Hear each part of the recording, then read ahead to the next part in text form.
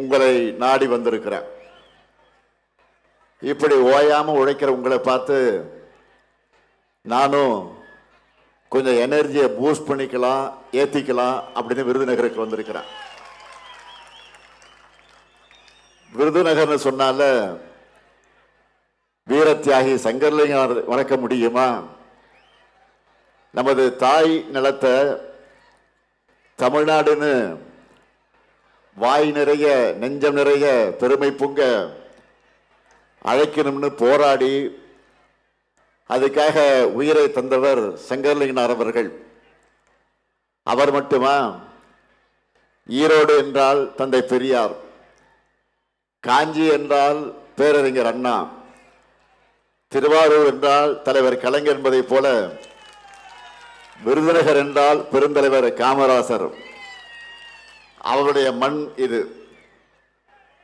அரசியல் கடந்த தனிப்பட்ட முறையிலேயும் எனக்கு அவர் மேல மிகுந்த மரியாதை உண்டு. உடல்நலம் பாதிக்கப்பட்டிருந்த நிலையில என்னுடைய திருமணத்திற்கு நேரில் வந்து வாழ்த்தினவர் ஐயா காமராஜர் அவர்கள். அதை என்னால எப்பவும் மறக்க முடியாது. பெருந்தலைவர் காமராஜருடைய பிறந்த நாள ஜூலை 15 கல்வி வளர்ச்சி நாளா கொண்டாடப்பட வேண்டும் என்று தலைவர் கலைஞர் அவர்கள் ஆணையிட்டு இப்ப வர அதை கடைபிடிக்கப்பட்டு கொண்டிருக்கிறது என்பது உங்களுக்கு எல்லாம் தெரியும். அப்படிப்பட்ட தமிழ்நாட்டு மாணவர்களுடைய கல்வி கண்ணை திறந்த பச்சை தமிழர் காமராஜர் அவருடைய விருதுநகருக்கு நான் வந்திருக்கிறேன்.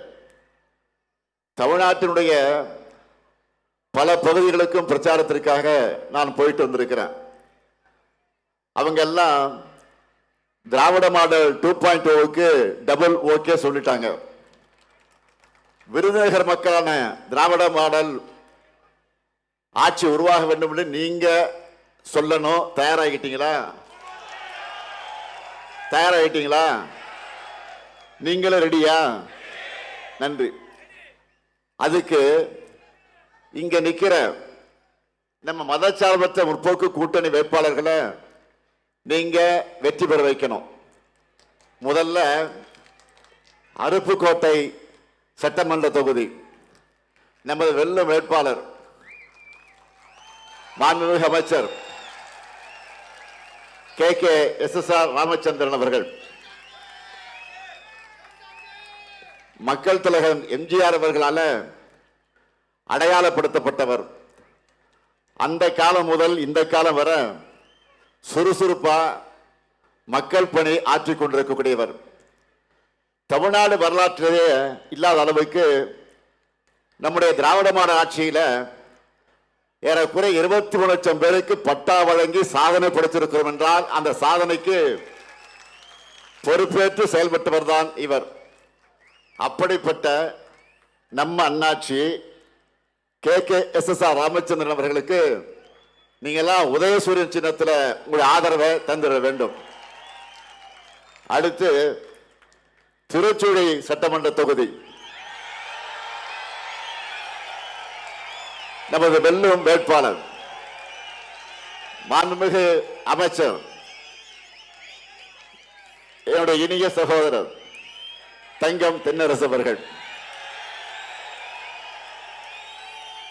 தலைவர் கலைஞருடைய அன்பு தூண்.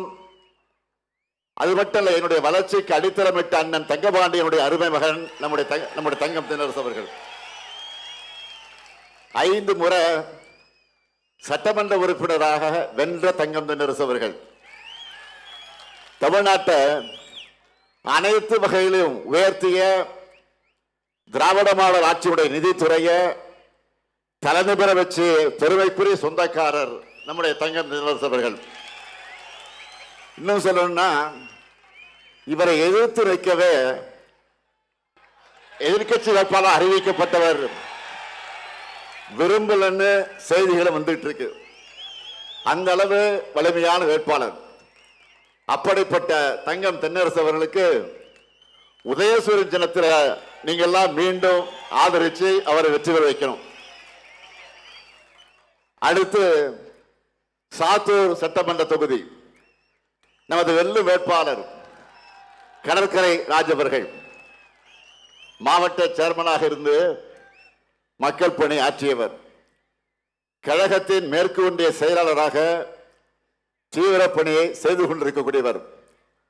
அப்படிப்பட்ட கடற்கரை ராஜ் அவர்களுக்கு நீங்கள் எல்லாம் உதயசூரியன் சின்னத்தில் சாத்தூர் மக்களாகிய நீங்கள் உங்களுடைய பொன்னான வாக்குகளை வழங்கிட வேண்டும்.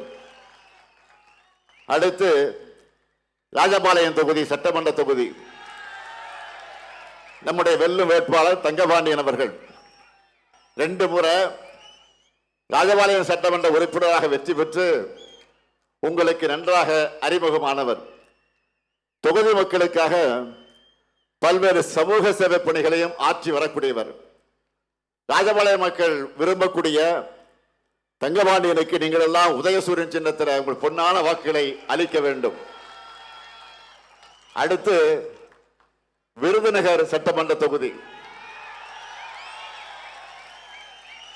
நமது கூட்டணி தோழமையான தேசிய முற்போக்கு திராவிட கழகத்தை சார்ந்த என்னுடைய அன்பு தம்பி விஜய பிரபாகரன் அவர்கள்,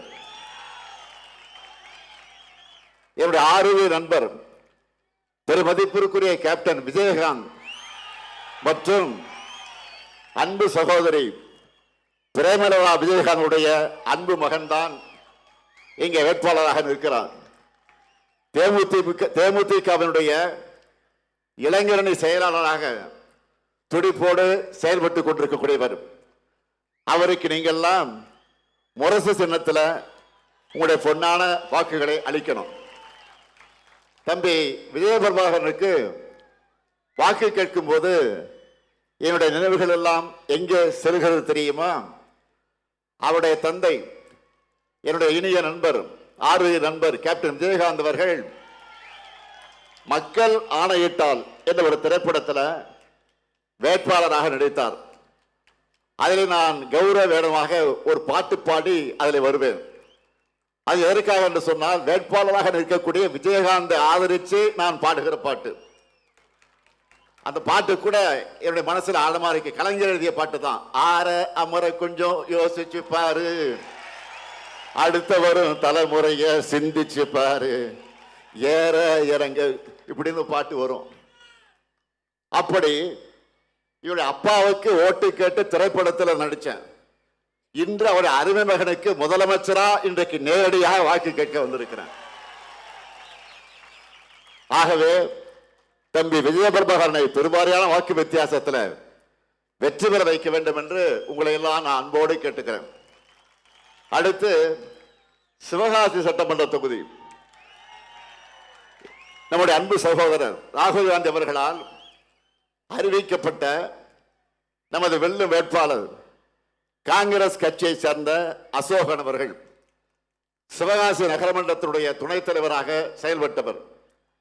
கடந்த முறை அதே தொகுதியிலே உங்களுக்காக பணியாற்றியவர். மீண்டும் அசோகனுக்கு கை சின்னத்தில் நீங்க உங்க பொன்னான வாக்குகளை அளிக்க வேண்டும்.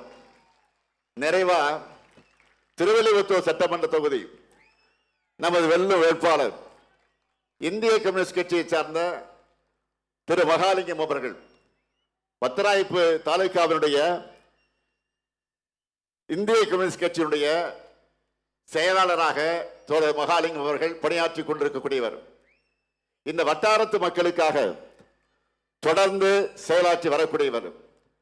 களத்தில் தொடர்ந்து உங்களுக்காக போராடும் அவர் குரல் சட்டமன்றத்தில் ஒடிக்க தோழர் மகாலிங்கம் அவர்களுக்கு நீங்கள் எல்லாம் கதிர் அருவாள் சின்னத்தில் உங்களுடைய பொன்னான வாக்குகளை வழங்கிட வேண்டும். உங்ககிட்ட உரிமையா உங்கள ஒருத்தனா இந்த முத்துவேல் கருணாநிதி ஸ்டாலின் இந்த 7 மதச்சார்பற்ற முற்போக்கு கூட்டணி வேட்பாளருக்கு நான் ஆதரவு கேட்கிறேன். வெற்றி உறுதியா? சத்தமா? இன்னும் சத்தமா? நன்றி. வெற்றி உறுதி ஆயிடுச்சு. எனவே வேட்பாளர்கள்லாம் உட்காரலாம். சீட்டு கொடுத்தாச்சு உங்களுக்கு, உட்காருங்க. அது மட்டும் இல்ல, மருது சகோதரர்கள் மாதிரி 2 வெயிட்டான அமைச்சர்களை உங்க மாவட்டத்துக்கு தந்து வளர்ச்சி பணிகளை இங்கே பல்வேறு காரியங்களை செஞ்சு தந்திருக்கிறோம் என்கிற பெருமித உணர்வோடு உங்க ஆதரவை நான் கேட்க வந்திருக்கிறேன். திராவிட மாடல் ஆட்சியினுடைய கடந்த 5 ஆண்டுகள்ல விருதுநகருக்கு செஞ்சிருக்கக்கூடிய சாதனைகளை சொன்னா நிச்சயமா சொல்ற அது ஒரு நாள் போதாது. அதனால சிலவற்றை மட்டும் நான் சொல்ல விரும்புகிறேன். திருச்சுழி மக்களுடைய நீண்ட நாள் கோரிக்கையை நிறைவேற்றி இன்னைக்கு புதிய பேருந்து நிலையம், சிவகாசி சிறுவலிவத்தூர் காலையில் இருக்கக்கூடிய சாட்சியாபுரத்தில் புதிய ரயில் மேம்பாலம், அருப்புக்கோட்டை மற்றும் ராஜபாளையம் அரசு மருத்துவமனைகளில் புதிய கூடுதல் கட்டடங்கள், முடுக்கன்குளம் துணை மின் நிலையம், காரியாப்பட்டி மற்ற திருச்சூழி வட்டங்களில் கண்மாய்கள் அணைக்கட்டுகள் மேம்பாடு, காரியாப்பட்டி வட்டத்தில் தெற்காற்றின் குறுக்க புதிய அணை, பிளவக்கல் அணைப்பகுதியில் பூங்கா, மேற்கு தொடர்ச்சி மலையின் அடிவாரத்தில் இருக்கக்கூடிய சுற்றுலா தலமான சாஸ்தா கோயில் அருவி பகுதியில் மேம்பாட்டு பணிகள், இவை அனைத்துக்கும் மேலாக 40,000 பேருக்கு விருதுநகர் மாவட்டத்தில் பட்டா வழங்கப்பட்டிருக்கு. அது மட்டும் இல்ல, 1286 ஊரக குடியிருப்புகளுக்கு தாமிரபரணிய நீராதாரமாக கொண்டு கூட்டு குடிநீர் திட்ட பணிகள், இருக்கன்குடி மாரியம்மன் திருக்கோயில்ல 66 கோடி ரூபாயில அந்த மதிப்பீட்டில் திருப்பணிகள், விருதுநகர்ல ஒருங்கிணைந்த ஆயத்தாடைகள் பூங்கா, திருச்சூழியில புதிய சிப்காட் தொழிற்பூங்கா மற்றும் உணவு பூங்கா, அருப்புக்கோட்டை மருத்துவமனை மாவட்ட தலைமையிட மருத்துவமனையாக மேம்படுத்தக்கூடிய பணிகள், ராஜபாளையம் வட்டம் ஐயன்கொல்லன் கொண்டான்ல 25 ஏக்கர்ல 15 கோடி ரூபாய் மதிப்பீட்டில் புதிய தொழிற்பேட்டை, திருவள்ளிபுத்தூர்ல புதிய பேருந்து நிலையம், திருத்தங்கல் பகுதியில் போக்குவரத்து நெரிசலை சரி செய்ய அதை தவிர்க்க புதிய ரயில்வே மேம்பாலம் ஆகிய பணிகள் நடைபெற்று வருகிறது. திருச்சூழியில அரசு கல்லூரி வேணும்னு கேட்டீங்க, அந்த பணியும் தொடங்கியாச்சு. இன்னும் உங்களுக்கு என்ன வேணும்னாலும் சொல்லுங்க, விருதுநகருக்காக நிச்சயம் நான் செஞ்சு தருவேன் என்ற உறுதியை தெரிவிக்கிறேன். இதே போல சாதனைகளை எதையும் சொல்ல முடியாம அவதூறுகளையும் தரம் தாழ்ந்த பேச்சுக்களையும் நம்பி பரப்புரை செய்து கொண்டிருக்கிறார் யாரு? எதிர்கட்சி தலைவர் பழனிசாமி அவர்கள். பழனிசாமின்னு சொன்னா அது பொய், பித்தன் அப்படிதான் வரும். பழனிசாமி சொல்லியிருக்கக்கூடிய பொய்களை ஒரு புத்தகமே போடலாம், அந்த அளவுக்கு பொய்களை சொல்லிக் கொண்டிருக்கிறார். 5 முறை முதலமைச்சராக இருந்த நம்முடைய தலைவர் கலைஞர் அவர்களை பற்றி பச்சை பொய்ய பேசின பழனிசாமிக்கு நான் நெல்லையிலே அதற்கு பதிலடி கொடுத்திருக்கிறேன். தான் சொன்ன ஒரு பொய்யிலிருந்து தப்பிக்க அடுத்தடுத்த பொய்களை கூச்சமே இல்லாம சொல்ல தொடங்கி இருக்கிறார். என்ன சொல்லுகிறார்? பெருந்தலைவர் காமராஜருக்கு நாம் இடம் தர மறுத்தோமா, அதேபோல் அம்மையார் ஜானகி எம்ஜிஆர் அவர்களுக்கு இடம் தர மறுத்தோம்னு உளதை கூட்டி இருக்கிறார். சங்கை கூட்டணியில் சேர்ந்த காரணத்தால அவங்கள போலவே வாட்ஸ்அப் வதந்திகளை வாந்தி எடுத்துக்கிட்டு இருக்கிறார். பெருந்தலைவர் காமராஜர் மறைவுற்ற போது சொந்த மகனை போல உடனிருந்து இறுதி நிகழ்வுகளை செஞ்சவர் நம்முடைய தலைவர் கலைஞர் அவர்கள். காமராஜருடைய திருவுடலை தேனாம்பட்டை காங்கிரஸ் மைதானத்தில் பொதுமக்கள் அஞ்சலிக்காக வைக்கலாம்னு சொன்னப்போ அவர் ஒரு கட்சிக்கு மட்டும் தலைவர் இல்ல, எல்லோருக்குமான தலைவர், முன்னாள் முதலமைச்சர் காரணத்தால ராஜாஜி மண்டபத்திலே தான் வைக்கணும்னு சொன்னவர் தலைவர் கலைஞர் அவர்கள். அவரை கிண்டி காந்தி மண்டபத்தில் தகனம் செய்ய முடிவெடுத்து நள்ளிரவு மழையில நனைஞ்சபடி இடத்தை தேர்வு செஞ்சார். அவர் போன கார் லைட்டை போட்டு இரவு மழை பெஞ்சுக்கிட்டு இருக்கு, அப்போ அந்த இடத்தை தலைவர் கலைஞர் தான் தேர்வு செஞ்சார். அது மட்டும் இல்ல, முப்படை வீரர்கள் தூக்கிட்டு வந்த பெருந்தலைவர் காமராஜருடைய உடலை வாங்கி பீரங்கி வண்டியில வச்சது யார் தெரியுமா? தலைவர் கலைஞரும் அன்றைய கர்நாடக முதலமைச்சர் தேவராஜ அரசு அவர்களும் தான். அதே திமுக அமைச்சராக இருந்த ராஜாராம் ஆகியோர் தான். தகன மேடைக்கு அருகே இந்திரா காந்தி அம்மையாரோடு கலைஞரும் இருந்தார். இதெல்லாம் வரலாறு. பழனிசாமி அவர்கள் சொன்ன போய் உண்மைன்னா அந்த காலத்திலே இந்த பிரச்சனை சர்ச்சையாக இருக்கும் அல்லவா, பத்திரிகையில் செய்தியாக வந்திருக்கும். ஆனால் அப்படி எதுவும் நடைபெறவில்லை. ஆனால் தமிழ்நாட்டு காங்கிரஸ் தலைவர்கள் எழுதின புத்தகங்களில் கலைஞரை பற்றி புகழ்ந்துதான் இந்த விஷயம் குறித்து எழுதியிருக்கிறார்கள். அதே போல ஜானகி எம்ஜிஆர் அவர்கள் மறைந்த சில நாட்களிலேயே ராமாவரம் தோட்டத்தில் இருக்கக்கூடிய எம்ஜிஆர் இல்லத்தில் ஜானகி எம்ஜிஆருடைய படத்தை திறந்து வச்சவர் தலைவர் கலைஞர். ஆர் வீரப்பன், ராமசாமி உடையார், வழக்கறிஞர் NC ராகவாச்சாரி ஆகியோரும் உடனிருந்த நிகழ்வு. சில காலம் மட்டுமே முதலமைச்சராக இருந்த ஜானகி எம்ஜிஆருடைய படத்தை அதிமுக தலைவர்களை கோட்டையில, முதலமைச்சர் பிரதமர் வரிசையா இருக்கும் பாருங்க, அந்த கோட்டையில கூட மாட்டல. ஆனா தலைவர் கலைஞர் தான் 1996ஆம் ஆண்டு ஆட்சிக்கு வந்த பிறகு கோட்டையில அவங்க படத்தை மாட்ட சொன்னார். அந்த அளவுக்கு மதிச்சார்.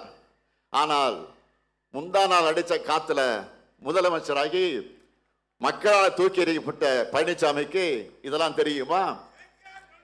தப்பு பண்ணா வருத்தம் தெரிவிக்கிறதா நல்ல மனிதனுக்கு இலக்கணம். அதை விட்டுட்டு மேலும் மேலும் பொய்களை சொன்னால் பழனிசாமி இன்னும் அசிங்கப்பட்டு தான் போவார். இப்ப புதுசா இன்னொரு பொய்ய சேர்த்திருக்காரு.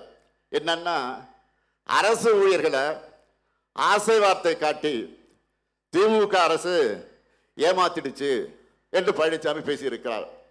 அப்படி ஏமாத்தி இருந்தா அரசு ஊழியர்கள் சங்க நிர்வாகிகள் என்னை கோட்டையில வந்து சந்திச்சு நன்றி சொல்லி எனக்கு இனிப்பு ஊட்டி இருப்பாங்களா? சொல்லுங்க. நிறைவேற்றவே முடியாதுன்னு சொன்ன அதை நாம செஞ்சிட்டோம். அதை தாங்கிக்க முடியாத கடுப்புல பழனிசாமி இப்படியெல்லாம் பேசிட்டு திரிகிறார். லட்சக்கணக்கான அரசு ஊழியர்களை நாங்க மகிழ்ச்சியில ஆழ்த்தி இருக்கிறோம்.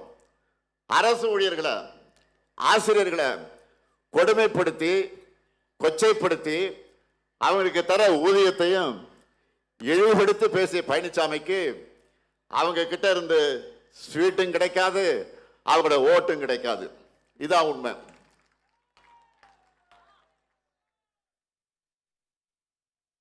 இங்க இருக்கிற நிதியமைச்சர் தங்கம் தென்னரசு உட்கார்ந்து இருக்கிறார். அதை எப்படியாவது நிறைவேற்ற வேண்டும் என்று எவ்வளவு முயற்சி எடுத்தோன்னு அவருக்கு முழு விவரம் தெரியும். நம்மோட வரிப்பணம் மொத்தத்தையும் வாங்கி பாஜக ஆளும் வடமாநிலங்களுக்கு ஒன்றிய அரசு கொடுக்கிறாங்க. இதனால் ஏற்படுத்தப்படுகிற செயற்கையான நிதி நெருக்கடி மீறி இந்த ஓய்வூதிய திட்டம் உள்ளிட்ட எல்லாவற்றையும் நாம நிறைவேற்றி காட்டியிருக்கிறோம். அரசு ஊழியர்களுக்கு மட்டுமா துரோகம் செஞ்சாரு? பழனிசாமி துரோகம் பண்ணாத தரப்பே தமிழ்நாட்டில் இருக்க முடியாது. 3 வேளாண் சட்டங்கள் ஆதரிச்சு உழவர்களுக்கு துரோகம், பொள்ளாச்சியில பாலியல் குற்றவாளிகளை காப்பாற்ற முயற்சி பண்ணி பெண்களுக்கு துரோகம், குடியுரிமை திருத்த சட்டம், திருத்த சட்டம், பாஜகவோட எல்லா சட்டத்துக்கும் ஆதரவு கொடுத்து சிறுபான்மை சமூகத்துக்கு துரோகம், கட்சியில உங்களை வளர்த்து விட்ட செங்கோட்டையனுக்கு துரோகம், பதவி கொடுத்த அம்மையார் சசிகலாக்கு தினகரனுக்கு துரோகம், சகோதரர் OPS அவர்களுக்கு துரோகம், உங்க ஆட்சியை காப்பாத்தின முன்னாள் சட்டப்பேரவையுடைய தலைவர் தனபால் அவர்களுக்கே சீட்டு கொடுக்காம துரோகம். எல்லாத்துக்கும் மேல மாநில உரிமைகளுக்கு எதிராக செயல்பட்ட பாஜகவை எதிர்த்த அம்மையார் ஜெயலலிதா அவர்களுக்கு அதே பாஜகவோட இன்றைக்கு கூட்டணி வச்சு துரோகம் செஞ்சிருக்கிறார். இப்ப நான் சொன்ன துரோகத்தை உங்களால் என்ன முடிஞ்சிச்சா? ஆனா பழனிசாமியுடைய தோல்விகளை நீங்க எண்ணிடலாம். ஏற்கனவே 10, அடுத்த 11 இல்லையா? பாகுபலி படத்துல சத்யராஜை பார்த்து சொல்ற மாதிரி ஒரு டைலாக் வரும், விசுவாசத்துக்கு ஒரு உருவம் இருந்தா அது நீதான் கட்டப்பா அப்படின்னு ஒரு வசனம் வரும். அதுபோல துரோகத்துக்கு ஒரு உருவம் கொடுத்தா அது பழனிசாமி தான். இப்படி தன்னையே நம்பிய அத்தனை பேருக்கு அல்வா கொடுத்த பழனிசாமி பேசுறத மக்கள் எப்படி நம்புவாங்க? அதுவும் நீங்க ஆட்சி செஞ்ச லட்சணத்தை தான் தமிழ்நாடு 4 வருஷம் பார்த்துச்ச. அதுக்கெல்லாம் முடிவு கட்டி 2021 ஆட்சிக்கு வருவதற்கு முன்பு சொன்ன வாக்குறுதிகள் எல்லாம் படிப்படியா நிறைவேற்றி மக்கள் நம்பிக்கை பெற்ற அரசு நம்முடைய திராவிட மாடல் அரசு. வெற்றி பெற்ற தொகுதி, வெற்றி பெறாத தொகுதி, வெற்றி பெற்ற மாவட்டம், வெற்றி பெறாத மாவட்டம் என்கிற எந்த பாகுபாடும் காட்டாம எல்லா பகுதிகளையும் வளர்த்தெடுத்து இருக்கிறோம். அதனாலதான் நகர்ப்புற உள்ளாட்சி தேர்தல் 2024 நாடாளுமன்ற தேர்தலில் தமிழ்நாடு முழுக்க முழு வெற்றியை மக்கள் நமக்கு கொடுத்தாங்க. இப்போ 2030 ஆண்டுக்குள்ள தமிழ்நாட்டை எப்படியெல்லாம் வளர்த்தெடுக்க போகிறோம்னு தொலைநோக்கு கொண்ட செயல் திட்ட அறிக்கையா திமுகவுடைய தேர்தல் அறிக்கையை வெளியிட்டிருக்க திமுகவுடைய தேர்தல் அறிக்கையை வெளியிட்டிருக்கிறான். அதாவது நம்ம சூப்பர் ஸ்டாரை களத்தில் இறக்கி நான் பிரச்சாரத்தில் இறங்கி இருக்கிறேன். ஒரு பாட்டு வரும், சூப்பர் ஸ்டார் யாருன்னு கேட்டா சின்ன குழந்தைங்க சொல்லணும் பாட்டு ஞாபகம் இருக்கு அவங்களுக்கு? அந்த மாதிரி இது சூப்பர் ஸ்டார். இப்போ எல்லாரும் இதை தான் பேசுறாங்க. என்ன பேசுறாங்க? மகளிருக்கு மாதம் 1000 ரூபாய் உரிமை தொகை சொன்னோம். இன்னைக்கு இந்தியாவுக்கு மாடலா நம்ம கலைஞர் மகளிர் உரிமை திட்டம் மாறிடுச்சு. இந்த திட்டத்தால பலருடைய வாழ்க்கையை மாறிடுச்சு. செல்வி என்ற சகோதரி ஒரு பேட்டி கொடுத்துருக்காங்க, நீங்களும் பார்த்துருப்பீங்க, நானும் பார்த்தேன். கணவரை இழந்துட்டாங்க, 2 பெண் பிள்ளைகள், வீட்டு வேலைக்கு போய் குடும்பத்தை காப்பாத்துறாங்க. தினமும் ஒரு வீட்டை சுத்தம் பண்ணி பாத்திரங்கள் எல்லாம் கழுவி வைக்கணும்னா அதுக்கு குறைஞ்சு 1 மணி நேரம் 2 மணி நேரம் ஆகிடும். இப்படி நிறைய வீடுகளுக்கு போய் வேலையை பார்க்கணும், உடம்பெல்லாம் வலிக்கும். ஆனா இப்ப மாசம் 1000 ரூபாய் மகளிர் உரிமை தொகை கிடைக்கிறதுனால ஒரு வீட்டை குறைச்சிட்டேன்னு அவங்க சொல்றாங்க. வெறும் 1000 ரூபாய் இதை வச்சு என்ன பண்ண முடியும்னு கேட்டாங்களா? செல்வி போன்ற சகோதரிகளுக்கு தினமும் 1 மணி நேரம் ஓய்வை இந்த திட்டம் வழங்கியிருக்கு. இனி அந்த மகளிர் உரிமை தொகை மாசம் 1000 அல்ல 2000 ரூபாயாக அதிகப்படுத்தி வழங்கப்படும். தாய்மார்கள்லாம் ஹாப்பியா? தாய்மாரை கை கூட்டி ஹாப்பின்னு சொல்லுங்க. அதுக்கு ட்ரெய்லர் தான் கோடைக்கால சிறப்பு நிதி. அந்த நிதியை சேர்த்து அண்மையிலே கொடுத்த 5000 ரூபாய் வந்துச்சா இல்லையா? அதே போல மதுரையை சார்ந்த அர்ச்சனா என்கிற சகோதரி காலை உணவு திட்டத்தால பயனடைந்து கொண்டிருக்கக்கூடிய கதையை சொன்னாங்க. வசதி இல்லாத காரணத்தால ஒரு நாளைக்கு ஒரு வேளை தான் சமைப்போம், காலையில சமைக்க மாட்டோம். முன்னாடியெல்லாம் சாப்பிடாம பள்ளிக்கூடத்துக்கு போன என் பெண்ணுக்கு இப்போ காலை உணவு திட்டத்தால டைமுக்கு சூடான உணவு கிடைக்குது. அதுவும் சாம்பார்ல போடக்கூடிய காய்கறிக்காகவே விரும்பி சாப்பிட்றான். சிலம்ப போட்டி இருக்கு பாருங்க, அந்த சிலம்பம் போட்டியில் கலந்துக்கிட்டு நிறைய பரிசுகள் எல்லாம் வாங்கிட்டு இருக்கிறான். நான் படித்த காலத்தில் இப்படியெல்லாம் ஒரு திட்டம் இருந்திருந்தா நானும் காலேஜுக்கு போய் படித்து பெரிய ஆளாகியிருப்பேன் என்று நெகிழ்ச்சியோடு சொல்கிறாங்க.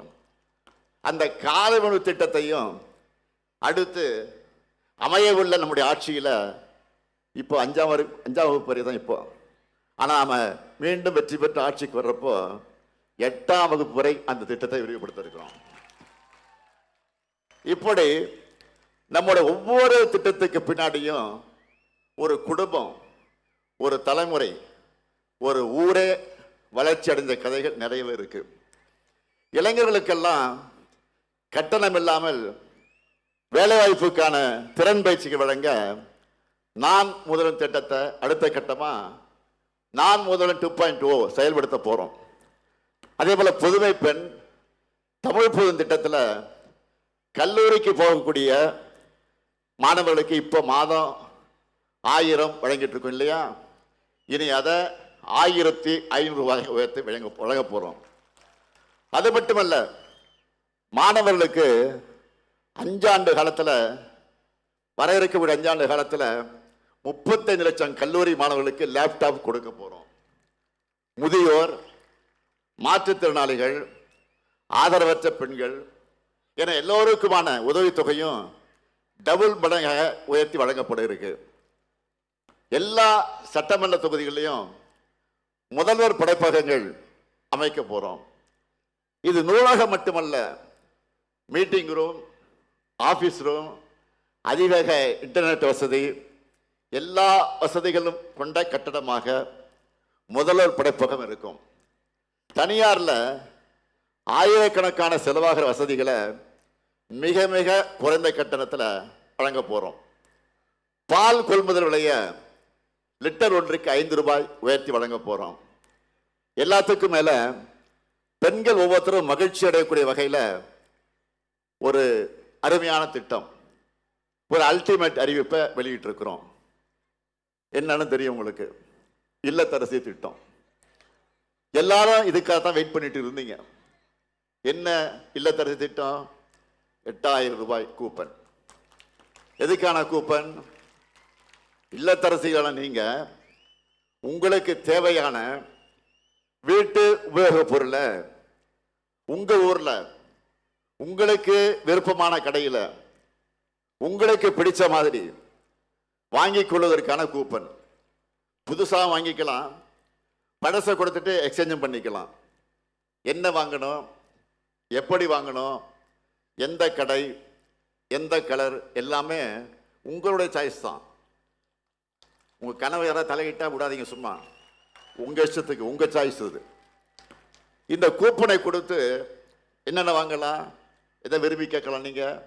Washing machine, fridge, TV, grinder, mixie, microwave oven, மின்னடுப்பு போன்ற எந்த பொருளையும் நீங்க வாங்கிக்கலாம்.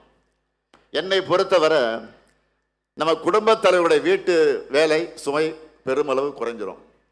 அதுதான் இந்த திட்டத்துடைய முக்கிய நோக்கம். இன்னைக்கு தமிழ்நாடு முழுக்க இந்த திட்டத்தை பற்றி தான் எல்லோரும் மகிழ்ச்சியா பேசிட்டு இருக்காங்க. ஒருத்தர் தான் சோகமா இருக்காரு. யார் அவரு? பழனிசாமி. இல்லத்தரசி திட்டத்தை கிடைச்ச வரவேற்பை பார்த்துட்டு இதுல திமுக காரங்க கமிஷன் அடிப்பாங்க என்ற அடிப்படை இல்லாம புலம்பிட்டு இருக்காரு. பணத்துக்கு பதிலாக கூப்பன் தரோம், மக்கள் கடையில கொடுத்து பொருளை வாங்கிக்க போறாங்க. இதுல எங்க ஊழலும் கமிஷன் வந்துச்சு? தன்னை போலவே பழனிசாமி எல்லோரையும் நினைச்சிட்டாரு. எது எப்படியோ இல்லத்தரசி அறிவிப்பால் எதிர்கட்சி தலைவர் பழனிசாமி இப்போ ஃபியூஸ் போன சாமி ஆயிட்டாரு. தேர்தல் அறிக்கையில் இன்னும் சில அறிவிப்புகள் இருக்கு. தொழிற்சாலைகள் அதிகமுள்ள நகரங்கள்ல பெண்கள் வேலைக்கு செல்வதை எளிதாக்கும் பொருட்டு 1000 குழந்தைகள் காப்பகங்கள் உருவாக்க போறோம். திராவிட மாடல் 2.0 பிற்படுத்தப்பட்டோர், மிகவும் பிற்படுத்தப்பட்டோர், சீர்மரபினர் ஆகியோர் தொழில் தொடங்குவதற்கு உச்சவரம்பு 30 லட்சம் ரூபாயாக உயர்த்தப்படும். கட்டுமான தொழிலாளர்களுக்காக தமிழ்நாடு முழுக்க 500 உழைப்பாளர்கள் கூடங்கள் அனைத்து வசதிகளோடு அமைக்கப்படும். மகளிர் சுய உதவி குழு பெண்கள் ஷேர் ஆட்டை வாங்க மானியத்தோடு கூடிய வங்கி கடன் பெற்றுத்தரப்படும். நெசவாளர்களின் நலனுக்காக தமிழ்நாட்டில் 10 கைத்தறி பூங்காக்கள் அமைக்கப்படும். 50 கைத்தறி குழுமங்கள் அமைக்கப்படும். 10,000 கைத்தறிகளை 90 விழுக்காடு மானியத்தோடு நவீனப்படுத்துவோம். முதியோர்களுக்கான அன்புச்சோலை இல்லங்கள் எல்லா மாவட்டங்களிலும் அமைக்கப்படும். அனைத்து தரப்பு அரசு பள்ளிகளையும் 100 விழுக்காடு ஸ்மார்ட் வகுப்பறைகள் அமைக்கப்படும். கலைஞர் கனவு இல்லம் உள்ளிட்ட திட்டங்கள் மூலமா வீடற்ற ஏழைகளுக்கு அடுத்த 5 வருஷத்துல 10 லட்சம் வீடுகள் கட்டித்தரப்படும். இங்க இருக்கக்கூடிய விருதுநகர் சுற்று வட்டார மக்களை மகிழ்விக்க ஸ்பெஷல் வாக்குறுதிகளும் இருக்கு. என்னன்னா, விருதுநகர் தூத்துக்குடியில பசுமை பட்டாசு உற்பத்தி ஊக்குவிக்கப்படும். தமிழ்நாடு பனைமர தொழிலாளர்கள் நல வாரியத்தில் பதிவு செஞ்சிருக்கக்கூடிய பனை தொழிலாளர்களுக்கு தேவையான பனைமரம் ஏறக்கூடிய கருவிகள் உட்பட இதர கருவிகள் 100 விழுக்காடு மானியத்தோடு வழங்கப்படும். தமிழ்நாடு பனைமர தொழிலாளர்கள் நல வாரியத்தில் பதிவு செஞ்சிருக்கக்கூடிய பனை தொழிலாளர்களுக்கு காப்பீடு வசதி ஏற்படுத்தப்படும். அவங்க குடும்பத்திற்கு கல்வி, மருத்துவம் ஆகியவற்றுக்கு கூடுதல் உதவிகள் வழங்கப்படும். இப்படி தமிழ்நாட்டின் ஒவ்வொரு துறையும் ஒவ்வொரு தரப்பினரையும் மனசுல வச்சு தேர்தல் அறிக்கையை ரெடி பண்ணி இருக்கோம். எப்படிப்பட்ட அறிக்கை இது? 6லிருந்து 60 வரை, பெண்கள் முதல் ஆண்கள் வரை, இளைஞர்கள் முதல் முதியோர் வரை. திமுக தேர்தல் அறிக்கை எல்லாருக்கும் பிடிக்கும், பிடிக்காதவங்களே இருக்க முடியாது. அதனால்தான் இதை 2026 தேர்தல் களத்தினுடைய சூப்பர் ஸ்டார்னு சொல்லி நான் அறிமுகப்படுத்தினேன். வாக்குறுதியை யார் வேண்டுமானாலும் கொடுக்கலாம், ஆனால் திமுக கொடுக்கிற வாக்குறுதியை தான் மக்கள் நம்புகிறார்கள். மற்றவங்க என்ன சொன்னாலும் அதுக்கு எந்த மதிப்பும் கிடையாது. யார் சொல்றாங்க என்பதை பொறுத்துத்தான் அதுக்கான மதிப்பு. என்டிஏவை பொறுத்த வரைக்கும் தமிழ்நாட்டுக்கு எதிராக எல்லா வேலையும் பார்த்துட்டு தேர்தல் வந்தால் மட்டும் தமிழ் மேலே பாசம் இருக்கிற மாதிரி காமராஜர், எம்ஜிஆர் மாதிரி தலைவர்களை சொந்தம் கொண்டாடவும் கிளம்பிடுறாங்க. இவங்களோட சங்கி கூட்டம் தான் 1966ஆம் ஆண்டு காமராசரை டெல்லியில் வீட்டோடு வச்சு கொளுத்த பார்த்தாங்க. மனித தர்மத்திற்கும் காமராசர் மனித தர்மத்துக்கும் நடக்கக்கூடிய பலாத்கார போராட்டம்னு தந்தை பெரியார் கண்டிச்சார்.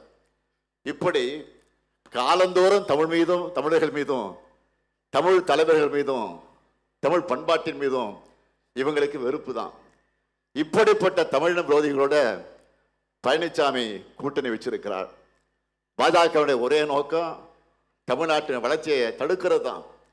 என்டிஏ ஆட்சி தமிழ்நாட்டுக்கு வந்தா என்ன ஆகுன்னு நாம கற்பனை பண்ணி கூட பார்க்க வேண்டிய அவசியம் இல்லை.